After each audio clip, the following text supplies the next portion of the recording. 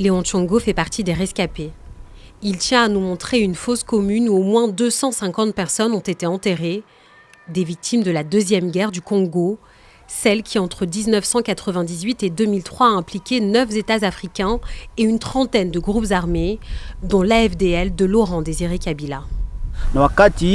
À cette époque, l'armée de l'AFDL et les armées rwandaises, ougandaises et burundaises faisaient du porte-à-porte dans nos maisons.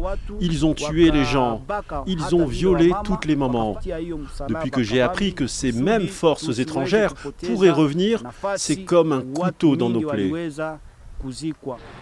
Depuis l'annonce d'une possible mutualisation des forces armées du pays avec celles du Rwanda, de l'Ouganda, du Burundi et de la Tanzanie, une partie de la population est inquiète. Certaines familles endeuillées craignent l'arrivée des soldats étrangers. Et pour d'autres, cela ravive un peu plus de douloureux souvenirs. Kavira Yvonne a perdu son frère pendant la guerre. Difficile d'identifier le lieu où il a été enterré. L'armée rwandaise était mélangée à des soldats katangais. Notre frère voulait quitter la maison pour se cacher quand on a tiré sur lui. Il avait déjà 2 enfants, ils sont traumatisés et ils n'ont même pas une photo de leur père. Alors du côté du pouvoir, tout est fait pour rassurer la population. Le gouverneur du Nord Kivu a appelé chacun à garder son sang-froid.